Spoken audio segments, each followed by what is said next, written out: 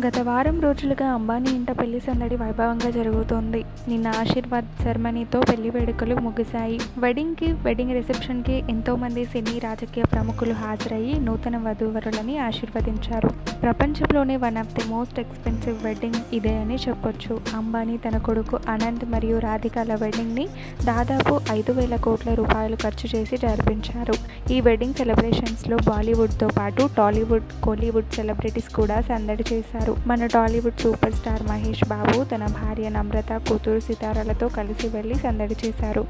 ఆ ఈవెంట్కి సంబంధించిన కొన్ని ఫొటోస్ని తమ సోషల్ మీడియాలో షేర్ చేసుకున్నారు మన సెలబ్రిటీస్ అంతా. నయనతార, జ్యోతిక, ఐశ్వర్య రాయ్, కైరా అద్వానీ, సిద్ధార్థ్ మల్హోత్రా, రేఖా గారు ఇలా టాప్ సెలబ్రిటీస్ అంతా ఆ వెడ్డింగ్కి హాజరయ్యారు.